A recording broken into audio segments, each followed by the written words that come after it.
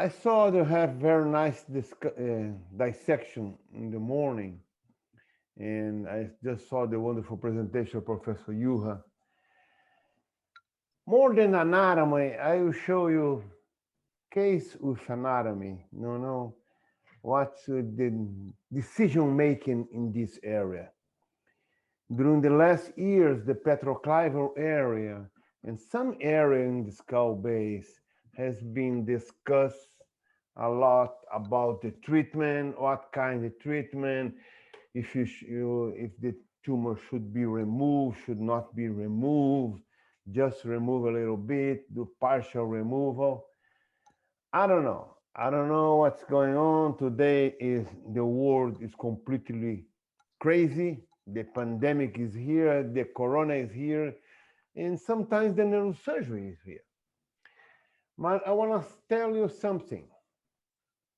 Harvey Kunsher said in his book 1938, there is no more gratify than remove totally a meningioma with preservation of neurological function.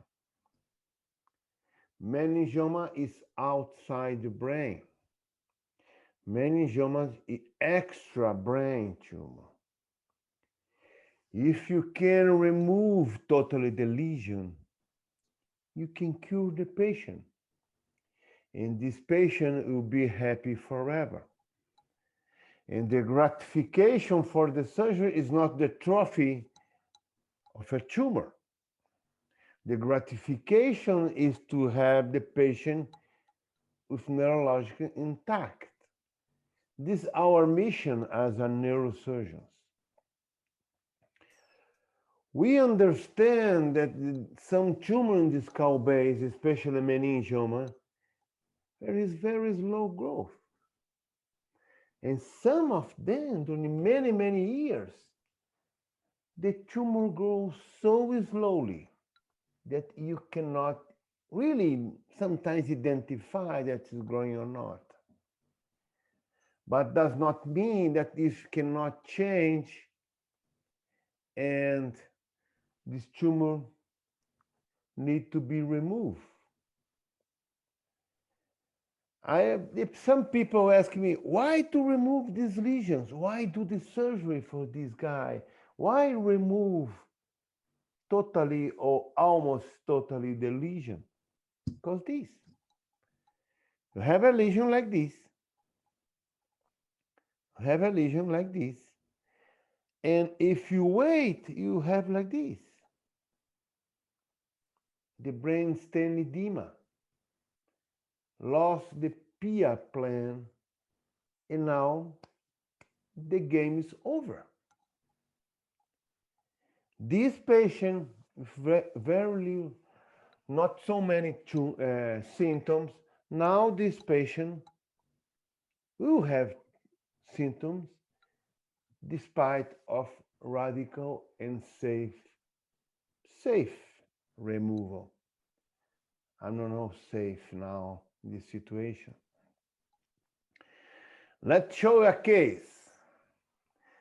It's a young boy, no, 25 years old, not young boy, you see, young adult, a lesion like this, just diplopia, but the patient was going okay. And somebody said that, no, don't do surgery. It's very dangerous. He's not feeling little bit. You see here, the plan, the brainstem. He decided don't do anything and come back in 19. Look at now. We have edema in the brainstem. And look now in 20. My friends, now the game's over. There is no more possibility to remove totally this benign lesion without neurological deficit. You cannot lose the time to do skull-base surgery. Sometimes skull-base tumor has a little symptoms. but it's a matter of time. If the time goes on, the tumor starts to have symptoms. And sometimes these symptoms you never recover. What is the petroclival area? I see every day a lot of papers about the petroclival meningioma, petroclival schwannoma, petroclival anything. And petroclival tumor is the tumor has attachment in the clivus and the petrous bone. Very large attachment. The clivus tumor in the midline, the petroclival, petrous and clival. If the tumor arises from the tentorium, it's very close to the petroclival area, but it's not petroclival meningioma. If the tumor arrives to the petrous bone, posterior or anterior to internal auditory meatus, it's not petroclival. Sometimes it's very large tumor, but not real petroclival meningioma. The petroclival is this. We need the attachment medially. Okay? And you can divide the petroclival area in three segments. The superior segment that go to internal auditory meatus to the posterior part of the cavernosinus. The middle petroclival that go to the internal auditory meatus here to the lower cranial nerves in the jugular foramen. And the inferior petrosal sign, that is the craniosacral junction, go to the jugular foramen to the border of foramen magnum. The approach would be different. They are very close, but the way to reach can be different. The attachment and the origin of the tumor will be different, and the way to get out will be completely different. Today we'll talk about this area here, the superior petroclival and the middle petroclival. Tumor that is located in this 2/3 of the petroclival junction. Sometimes the tumor has extension superiorly to the posterior part of the cavernosinus, or sometimes to the cavernosinus. But the great majority of them goes not only to this posterior part of the cavernosinus or the Meckel's cave. That is not the cavernosinus how you saw in the dissection. The Meckel's cave is the area that is outside the cavernosinus that you can follow the tumor from outside to inside. In this way, you can remove the tumor without any deficit to the motor ocular nerves. How to reach the area? You can go by anterior petrosal, you can go by posterior petrosal, you can go by retrosigmoid approach. That is one of the most important approaches in neurosurgery. I always say, you should learn, be master in two approaches for the skull base: the retrosigmoid approach and the pteryno approach, with its variation. The posterior petrosal approach is a variation of the retrosigmoid approach. The anterior petrosal approach can be some variation, or sometimes can be add to the pteryno approach when you want to go more lateral. But if you understand very well these two approaches, you can do it.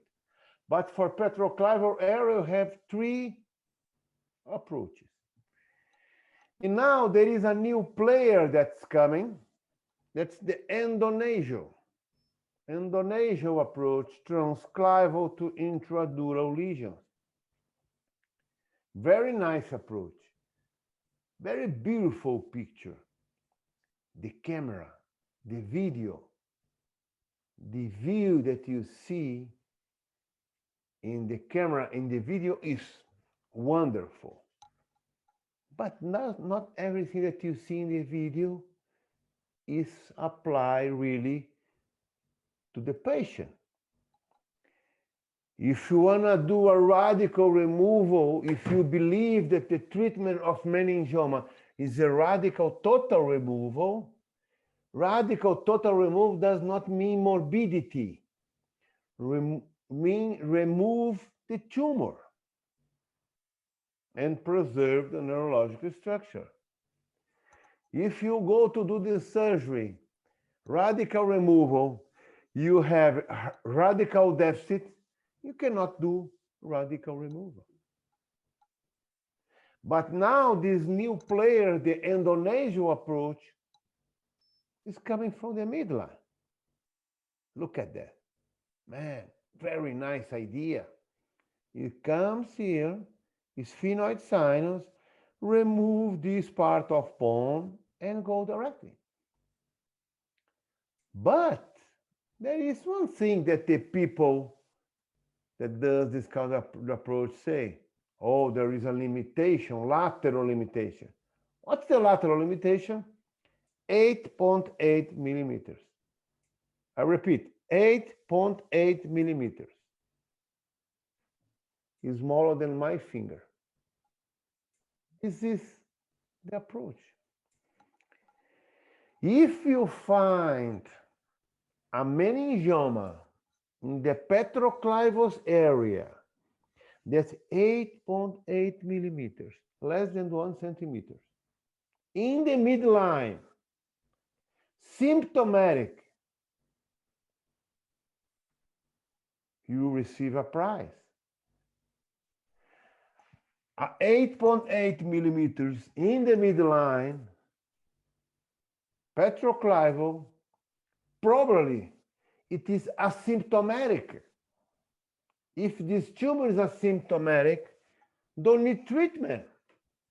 Maybe you don't need any kind of treatment, radiation, surgery, anything. Go home. But the tumor that we see is not this. The tumor that we see every day is like this. And sometimes it's like this. It's impossible to reach and remove safely by the nose. You can bite? Of course you can bite. Go there and bite. I call woodpecker surgery, you know? Go there, woodpecker, go there, bite a little bit, and go home. Everybody happy, surgeon happy, video beautiful. See, you can show in meetings, webinar, around the world. But the tumor is there. Lateral is there. And the patient is not happy because very soon he will need a new surgical procedure. And reoperation, redo skull-based surgery is the worst surgery you can do. Redo is the worst you can do. And you go to China, as Professor Yu has shown. You see this guy. This was 2016? 2017, sorry. 1,546 Petroclival area meningioma.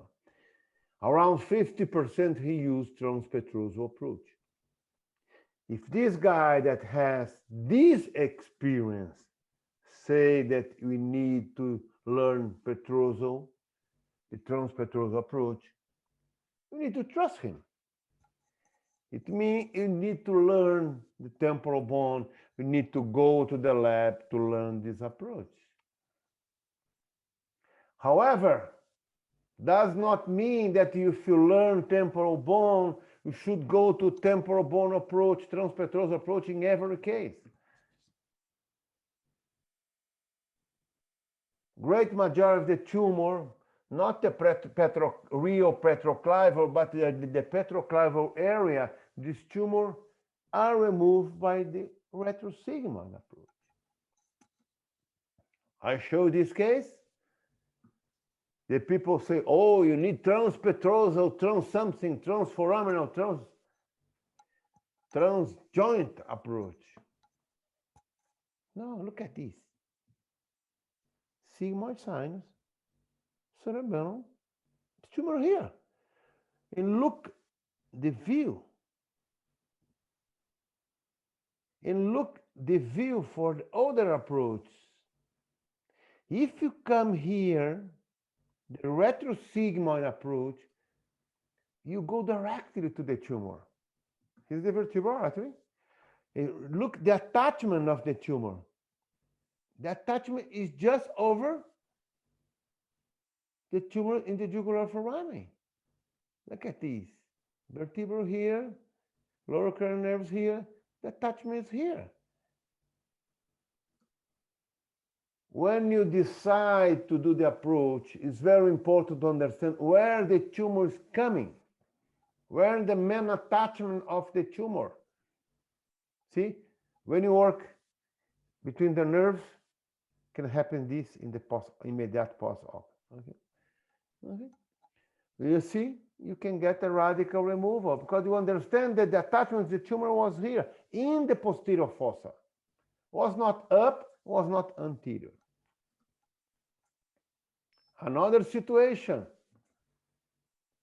See, there is tumor inside dural tail here, inside the internal auditory meatus. What's the easiest way to open the internal auditory meatus? Or middle fossa, or retrosig. If you had tumor retrosig here, let's come retrosig and remove the tumor safely. It's the direct way to learn to do this approach. There are situations that you can choose. Some people like more petrosal, some people like my retrosig. I love petrosal approach. I do temporal bone a little bit fast. I train a lot in temporal bone in the lab. It's the only surgery that really reproduce is the temporal bone. There is no blood, it's bone. You should do it. There are cases that you can do this. This is the case. You could tell me, okay, you can go retrosig, remove this part, maybe leave this part here, maybe open the Meckel's cave and the porum trigeminalis, porum trigeminalis and follow the tumor, or you can remove this part and leave this to radial surgery because it is in the cavernous sinus. If you understand the anatomy and go and see very well here, look at this. It's not cavernous sinus. Here's fifth trigeminal nerve, fifth nerve. This is the Meckel's cave. If you just open the dura, you open the porum trigeminalis, the tumor will come. It's not in the cavernous sinus. Why I decide to do petrosal approach for this anterior petrosal meningioma? I decide to do because I want to work pre-sigmoid, retrosigmoid, and follow the tumor from anterior to posterior. Here's the fourth nerve. Here's the pre-sigmoid dura. Here's the sigmoid sinus. I will work anterior and posterior to the sigmoid nerve, to sigmoid sinus. See? If the tumor is inferior to the jugular foramen, it's easier to remove and safer to remove by retrosig. You see the fifth nerve here? From the posterior fossa to the middle fossa. See here? Let's see. The five. Okay, 1 second. The five from there, totally liberate. This is the beauty of Petrozzo approach, the posterior Petrozzo approach. But does not mean that you cannot work retro-sig in the same time. Does not mean that you cannot work anterior Petrozzo at the same time. Is the basilar artery, the arachnoid preserved. Give the options. Don't be like this. I do like this in every case. No, no, no, no. Learn the variation. Learn the best way to do the surgery and decide for each situation, for each case. But you cannot do it is say, I will not use because I don't know. I will not use because I don't need. It's completely, completely different. Okay? In the post-op. There is another situation like this. This is a tentorial meningioma. You can come retro-sig, of course you can come. Sit in position, go there and do it. But where is coming the blood supply? The blood supply is coming from the tentorium. If the blood supply is coming from the tentorium, the best way to treat this huge tumor is cut the vascularization. Cut the blood supply to the tumor. Go there, cut the blood supply to the tumor, and kill the guy. After you can do the job very easy without blood. You can do the situation like this, very similar. This you can do retro-sig easier, okay? But I did the same idea. Cut the vascularization, cut the tentorium, the tumor will die, you can work ahead. But when you decide to work around the temporal bone, not only the bone should be careful. We should also understand the arteries and the veins, especially the veins. The communication between the sigmoid, the transverse sinus, the vein of Labbé, and all the venous structure of the tentorium. See? In this way, it's important to do the preoperative study, MRV, to understand well the anatomy. Because you don't want this situation here when you have no communication between the sinus. The situation that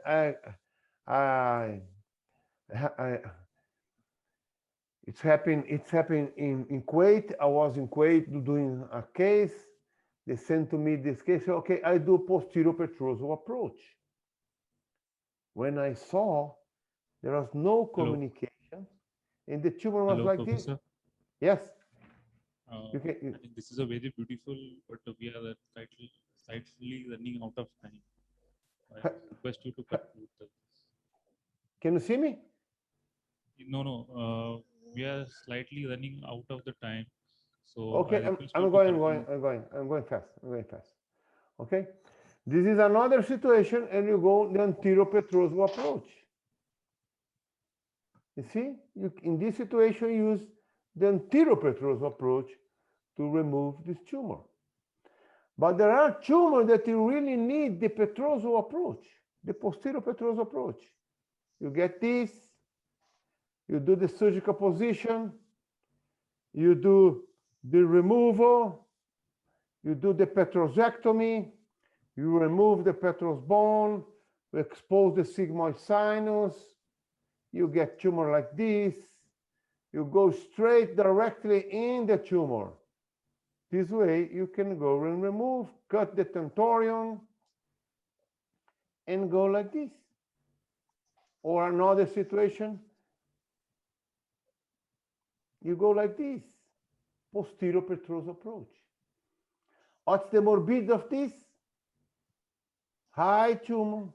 You go there, remove the tumor, show the whole anatomy in the area here. You see? You see the basilar, the bifurcation, you see the nerves, you see all the structure here by posterior Petrozzo approach. This is the direct view to the joint. It's the pre and post-op and nice removal.